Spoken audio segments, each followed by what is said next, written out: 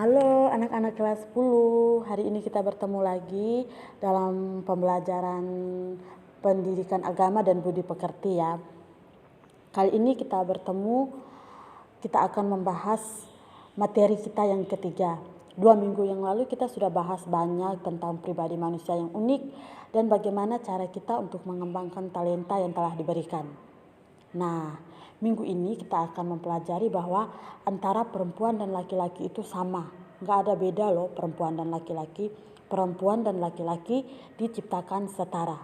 Jadi materi kita pada minggu ini adalah kesetaraan laki-laki dan perempuan. Baik, sekarang anak-anak kelas 10 sudah masuk dalam tahap usia remaja.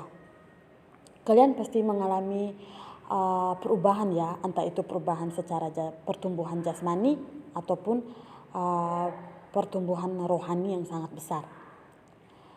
Kalian juga pasti udah pernah ya, udah mulai muncul rasa ketertarikan pada lawan jenis kalian. Nggak usah takut, itu menjadi hal yang wajar kok.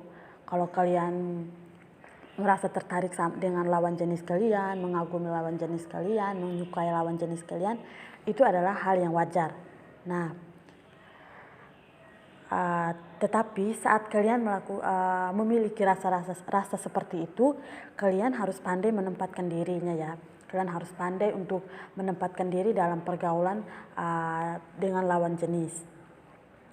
Karena zaman sekarang kita sering melihat banyak sekali pergaulan antar jenis ataupun dengan lawan jenis itu sering menyimpang. Karena itu untuk usia-usia anak remaja ini, untuk usia-usia kalian sebenarnya masih sangat membutuhkan bimbingan. Entah itu bimbingan dari keluarga, entah itu bimbingan dari guru. Itu merupakan hal yang sangat penting di usia-usia kalian ini agar kalian memiliki pengetahuan dan kesadaran yang memadai tentang hakikat dari pria dan wanita itu yang sebenarnya. Supaya saat kalian berelasi dengan sesama, berelasi dengan perempuan ataupun laki-laki, kalian bisa melakukan itu secara positif. Kalian dapat menghargai sesama kalian sebagai ciptaan Tuhan yang indah, ciptaan Tuhan yang luhur, dan ciptaan Tuhan yang suci. Baik, untuk hari ini kita belajar ya tentang perempuan dan laki-laki diciptakan setara, semartabat. 2 minggu yang lalu, Ibu udah minta kalian baca tentang kitab Kejadian, bab 1 ayat 26 sampai 31. Nah, di situ kalian udah tahu kan kalau Tuhan menciptakan manusia menurut gambar dan rupanya sendiri. Nah, dari situ di kitab suci itu nggak dijelasin dong kalau Tuhan hanya menciptakan laki-laki menurut gambarnya atau Tuhan hanya menciptakan perempuan menurut gambarnya. Tetapi di kitab suci itu Tuhan menciptakan manusia, berarti itu adalah laki-laki dan perempuan, nggak ada beda ya. Jadi laki-laki dan perempuan itu diciptakan Tuhan setara. Bahkan laki-laki dan perempuan juga diberi kepercayaan dan kesempatan yang sama untuk mengambil bagian dalam karyanya yang agung. Nah, mereka itu dipanggil dalam persekutuan, yakni persekutuan keluarga, agar mereka bisa bekerja sama dalam pengelolaan dunia yang baru serta bisa melestarikan generasi umat manusia dengan cara memperoleh keturunan. Baik, sekarang kita akan melihat tentang pandangan-pandangan dari masyarakat tentang peranan dan tugas perempuan. Biasanya pandangan masyarakat ini tentang peranan dan tugas perempuan dipengaruhi oleh adat tertentu. Ada adat di beberapa daerah yang sangat yang mengkondisikan perempuan sebagai kaum kelas bawah atau kaum kedua di bawah laki-laki. Kalau mereka menganggap bahwa laki-laki itu adalah kaum pertama dan perempuan itu adalah kaum kelas kedua. Baik, mengapa hal itu terjadi? Karena beberapa daerah di Indonesia ini menganut sistem patriarki. Sistem patriarki itu adalah sistem yang mengikuti garis keturunan sang ayah, garis keturunan laki-laki. Jadi daerah-daerah tersebut biasanya menganggap bahwa perempuan itu adalah makhluk kelas 2 dan sering dianggap sering dianggap rendah ya oleh beberapa orang. Nah, Di sini kita akan melihat sebuah artikel yang berjudul "Adat Mengkondisikan Perempuan di Bawah Pria". Ibu baca cerita tentang ini, lalu kalian diminta untuk mendengarkannya ya. Adat menempatkan perempuan adalah ibu yang memberikan segala-galanya. Sementara pria adalah kepala rumah tangga yang diidentikan sebagai kepala perang, penguasa atas keluarganya. Direktris Lembaga Pengkajian dan Pemberdayaan Perempuan dan Anak, Dr. Selvi Sanggenava, pada hari Jumat tanggal 31 bulan 1 mengatakan adat tidak mengajarkan kekerasan suami terhadap perempuan, tetapi kondisi yang dibangun melalui sistem adat tradisional telah memposisikan perempuan di bawah tekanan dan kekerasan suami. Sebagai perempuan yang hidup dalam sistem adat masyarakat tertentu, maka dia harus pasrah, harus tabah dan sabar atas setiap situasi di dalam keluarga, termasuk menerima semua bentuk kekerasan dan kekejaman suami terhadap istri dan anak-anak di dalam keluarga. Sikap seperti ini dinilai adat sebagai sikap perempuan yang beretika, sikap perempuan yang tahu diri, sikap perempuan yang menghormati adat, dan perempuan-perempuan seperti ini dipercayai bisa membawa rezeki dan melahirkan keturunan-keturunan yang beruntung. Sikap pasrah dan menerima ini masih mendominasi 90% perempuan, termasuk mereka yang sudah berpendidikan tinggi.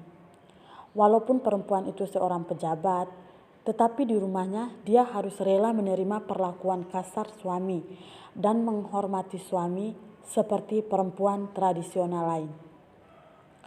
Hampir semua perempuan dalam keluarga memiliki semacam perasaan wajib untuk menerima kekerasan dari suami dan keluarga suami. Sikap ini diturunkan dari generasi ke generasi melalui sosialisasi ibu kepada putrinya. Saat kecil, ibu atau mama kita sudah mengajarkan bagaimana kalau kita harus bersikap sopan terhadap saudara kita laki-laki. Dan saat kita dewasa pun, perempuan juga diberi pengertian bahwa perempuan harus sopan terhadap suami. Tetapi untuk seorang laki-laki, dia sangat jarang diajarkan bagaimana harus bersikap sopan terhadap perempuan. Salah satu penyebab terpenting sikap pasrah istri terhadap suami adalah mas kawin. Makin tinggi nilai mas kawin, beban moral yang ditanggung istri makin tinggi. Istri merasa seakan-akan dibayar mahal. Karena itu, seluruh diri, jiwa raganya harus dibaktikan untuk melayani seluruh kebutuhan suami, termasuk anggota keluarga suami. Baik, ini cerita ini sebuah artikel yang Ibu bacakan tadi, bagaimana kita melihat bahwa ada beberapa adat di negara kita ini yang mengkondisikan perempuan di bawah pria. Nah, ini pengalaman langsung Ibu ya. Di daerah Ibu sendiri di NTT juga menganut sistem patriarki. Nah, di sini juga menganggap kalau perempuan itu adalah kaum kelas 2 di bawah laki-laki. Karena apa? Sama dalam artikel ini, karena nilai mas kawin yang tinggi yang biasanya dituntut oleh pihak keluarga perempuan terhadap laki-laki saat si laki-laki itu ingin meminang putrinya. Nah, sebenarnya mas kawin itu hanya sebagai bentuk penghargaan ya terhadap keluarga perempuan. Tetapi ada beberapa keluarga yang meminta harga dari mas kawin itu yang tinggi, membuat pihak laki-laki merasa bahwa mereka telah membeli si perempuannya. Si perempuan itu seperti barang dagangan yang sudah dibeli. Jadi kalau mereka sudah beli, seperti kita ya, kalau kita sudah membeli barang itu dan barang itu sudah menjadi milik kita, maka kita bebas untuk melakukan apa saja terhadap barang itu. Sama seperti si perempuan ini. Jika si laki-laki sudah membayar mas kawin, sudah membayar belis, maka mereka bebas untuk melakukannya. Bukan saja laki-laki ya, tetapi keluarga laki-laki juga merasa bebas untuk melakukan apa saja terhadap si perempuan ini. Ada satu cerita, teman Ibu sendiri ya, dia dibayar, mas kawinnya dibayar sangat mahal oleh keluarga laki-laki. Setelah menikah hidupnya bisa dibilang sangat kasihan. Dia sangat tidak dihargai di keluarga laki-lakinya, bahkan ada iparnya, saudari dari suaminya sering memperlakukannya tidak baik. Nah, teman ibu itu, si perempuan ini nggak bisa melawan. Karena apa? Karena dia telah dibeli oleh pihak keluarga laki-laki. Jadi dia hanya bisa menerima, dia hanya bisa pasrah saja dengan hal seperti itu. Ditambah lagi dengan sistem, dengan kepercayaan yang dianut oleh beberapa daerah, termasuk daerah ibu sendiri ini, bahwa perempuan-perempuan yang seperti itu, perempuan yang nurut terhadap suami itu bisa dianggap membawa keberuntungan, bisa dianggap membawa rezeki bagi keluarganya sendiri. Nah, hal-hal seperti itu ya yang membuat beberapa orang memandang bahwa perempuan itu derajatnya, martabatnya lebih rendah dibandingkan dengan laki-laki. Padahal sejak awal mula Tuhan menciptakan manusia, perempuan dan laki-laki itu diciptakan setara. Itu ada di dalam kitab Kejadian bab 2 ayat 18 sampai 23. Di sini menjelaskan bahwa laki-laki dan perempuan diciptakan Tuhan setara, tidak ada perbedaan apapun. Nah, yang membuat hal itu berubah itu adalah manusia sendiri. Salah satunya melalui adat yang mengkondisikan perempuan di bawah pria. Nah, sekarang ibu akan membacakan isi dari kitab Kejadian bab 2 ayat 18 sampai 23. Mungkin anak-anak yang di rumah bisa mengambil Alkitab, membukanya, lalu sama-sama membaca bersama ibu ya. Kitab Kejadian bab 2 ayat 18 sampai 23. Tuhan Allah berfirman, "Tidak baik kalau manusia itu seorang diri saja. Aku akan menjadikan penolong baginya yang sepadan dengannya." Lalu Tuhan Allah membentuk dari tanah segala binatang hutan dan segala burung di udara. Dibawanyalah semua kepada manusia itu untuk melihat bagaimana ia memahaminya. Dan seperti nama yang diberikan manusia itu kepada tiap-tiap makhluk yang hidup, demikianlah nanti nama makhluk itu. Manusia itu memberi nama kepada segala ternak, kepada burung-burung di udara, dan kepada segala binatang hutan. Tetapi baginya sendiri ia tidak menjumpai penolong yang sepadan dengan dia. Lalu Tuhan Allah membuat manusia itu tidur nyenyak. Ketika ia tidur, Tuhan Allah mengambil salah satu rusuk daripadanya, lalu menutup tempat itu dengan daging. Dan dari rusuk yang diambil Tuhan Allah dari manusia itu, dibangunnyalah seorang perempuan, lalu dibawanyalah kepada manusia itu. Dan berkatalah manusia itu, "Inilah dia, tulang dari tulangku dan daging dari dagingku. Ia akan dinamai perempuan, sebab ia diambil dari laki-laki." Nah, isi dari kitab ini sebenarnya pokoknya itu hanya ingin menjelaskan bahwa perempuan dan laki-laki itu adalah sama. Walaupun perempuan diciptakan dari tulang rusuk laki-laki, si laki-laki nggak boleh menganggap kalau perempuan itu adalah kaum di bawahnya. Tetapi yang menciptakannya itu adalah Allah sendiri. Allah sudah berfirman bahwa dia menciptakan manusia itu sama, seturut gambar dan rupanya. Jadi nggak ada yang beda ya antara laki-laki dan perempuan. Tapi dalam kehidupan sehari-hari, kalau kita berbicara tentang kesederajatan antara perempuan dan laki-laki, itu hanya terbatas pada pembagian tugas dan fungsi. Kita bisa melihat ya, banyak orang yang yakin, mereka percaya bahwa kepala keluarga itu harus orang bapak. Misalnya ada ibu keluarga yang bercerai, lalu sebenarnya sang ibu bisa untuk merawat, mendidik anaknya. Tetapi tetap saja ada pandangan-pandangan di masyarakat di sekitar kita itu yang menganggap bahwa si ibu ini belum pantas dan tidak pantas untuk menjadi kepala keluarga. Padahal dalam kondisi kehidupan realnya dia bisa untuk melakukan hal-hal seperti itu. Nah, sikap-sikap seperti ini yang sekali lagi ibu bilang, yang menganggap bahwa perempuan itu derajatnya lebih rendah dibanding laki-laki. Padahal itu salah ya. Kita bisa melihat banyak kok keluarga-keluarga yang broken home, lalu hak asuh anaknya diberikan kepada ibu, tetapi sang anak tetap bisa hidup layaknya anak-anak yang lain yang keluarganya tidak mengalami perceraian. Sang ibu tetap bisa untuk mendidik, tetap bisa untuk membiayai, tetap bisa untuk membimbing sang anak sama seperti sang bapak. Tetapi ya itulah karena memang kita sedari kecil sudah ditanamkan hal-hal bahwa kita harus menghormati pria. Pria adalah kaum kelas atas, kaum nomor 1, dan perempuan adalah kaum nomor 2. Maka dari itu masih ada pandangan-pandangan di masyarakat bahwa perempuan tidak bisa untuk menjadi sama seperti pria dalam hal pembagian tugas dan fungsi.